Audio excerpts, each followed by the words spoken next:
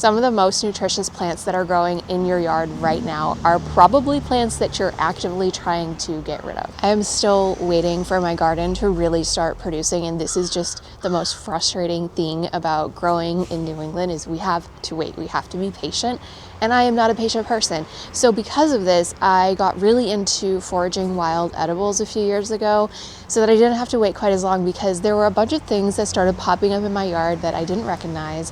And when I started looking into them, it turned out they were totally edible and really good for you too. So we're gonna walk around the yard today, and I'm going to give you a peek into some of my favorite things to forage this time of year that you don't even typically have to leave your yard in order to find. They're very prolific, easy to identify if you're a beginner, and they taste pretty good too. Like, you can do a lot of interesting things with these. You're gonna experience some new flavors you may not be familiar with. Before we start, I have an obligatory important safety note. Of course, be sure you are 100% confident in what you are identifying. If you're in doubt, don't harvest it. None of these plants that I'm going to be talking about today have poisonous lookalikes, but it's just really important to be very confident in your identification whenever we're talking about foraging. You can use local field guides for this. You can check in with your local university extension offices, or you can try out the iNaturalist app.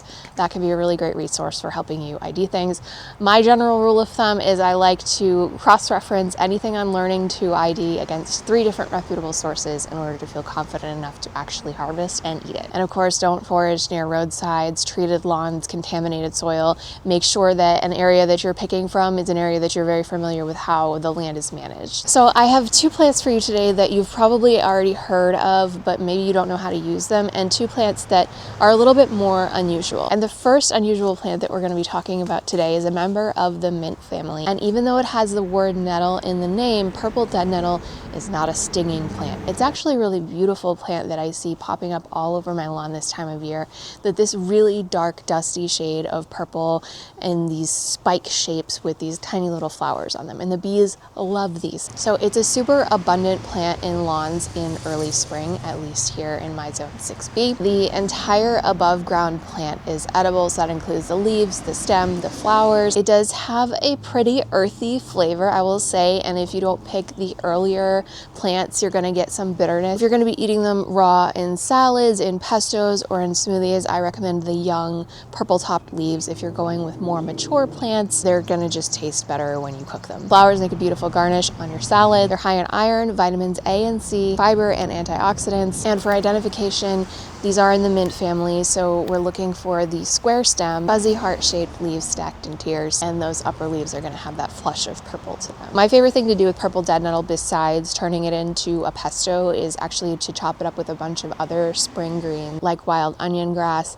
and mix it with a couple scrambled eggs and just make a little like egg fritter out of it, because this kind of cuts down any bitterness that you might notice in the plants, and it just tastes like super nutritious. Like, it's a very pungent, healthy, delicious treat. I see this popping up everywhere right now, so I'm really excited to get to harvest some today. But it's also something really delicious in tea, and we are going to be making a tea today out of the 4 plants that I'm talking about. Now, this next plant was actually brought over here to be cultivated as an edible crop, but somehow became one of the most hated plants, I would say, in all of America.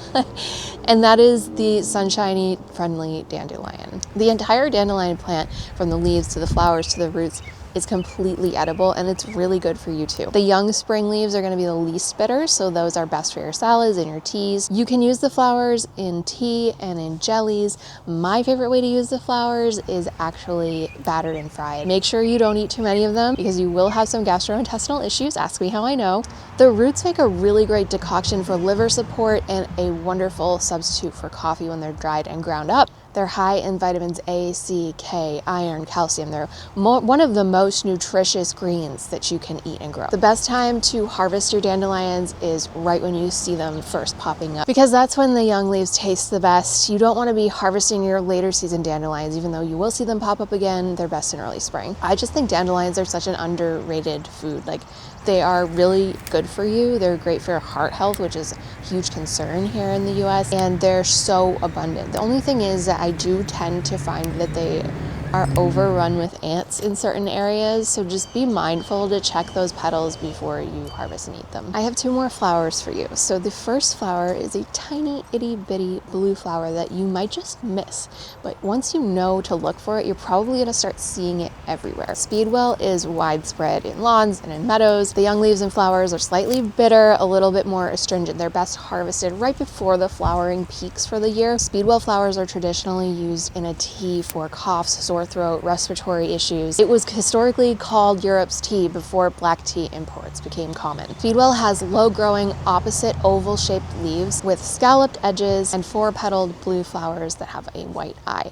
These are teeny tiny plants, so you do have to kind of get down low to find them in your yard. And a fun aside, Speedwell was actually considered a protective talisman for travelers, symbolizing safe journeys, good luck, and fidelity. It was often sewn into clothing for protection against accidents and negative energy, and it represents deep, enduring love in the language of flowers. Our next plant is the violet. These are super common in the eastern US. The young leaves are mild, they're best in spring, they're high in vitamin C and A. The flowers are edible, they're stunning in salads. I actually really like to suspend them in an ice cube. I just think that makes a beautiful touch for any spring beverage that you're putting together. Violets have those beautiful heart-shaped leaves and the distinctive purple flower. I think violets are the most delicious option on this list. They really do have a beautiful, very mild floral flavor to them. So I'm hoping that I can use my violets as my kind of foundation herb for the tea that we're going to be brewing, because we want to make sure we're following the tea blending ratio of having foundational and accent plants, and that purple dead nettle is going to have kind of an overpowering flavor for our tea. So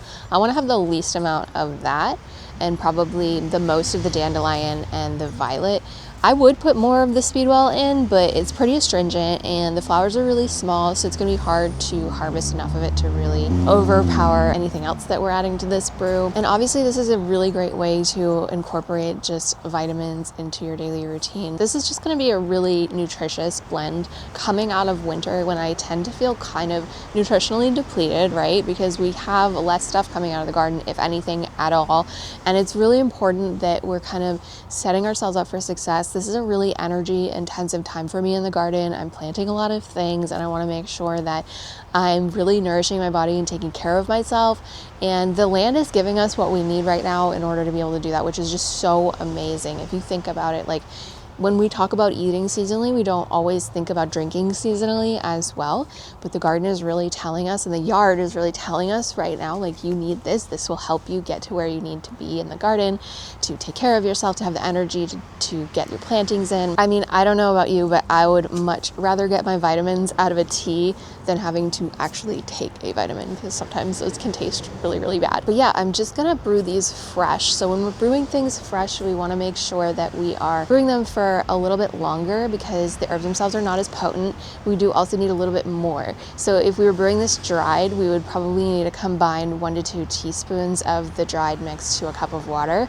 But I'm gonna do about a tablespoon of everything to my cup of water and steep it at about 180 for 8 to 10 minutes. And you will notice that when you're brewing fresh plants, the color change is not as dramatic. The flavor profile is also not as dramatic, but you're still getting a lot of those health benefits. Just make sure you're also covering this so that it can steep without those beneficial compounds being released as steam into the air. I hope that this was helpful. If you're interested in growing a tea garden of your own, I do have a full guide to that, which I will link for you here. Thanks so much for watching. Make sure you like and subscribe so you don't miss future videos like this one, and I'll see you next time.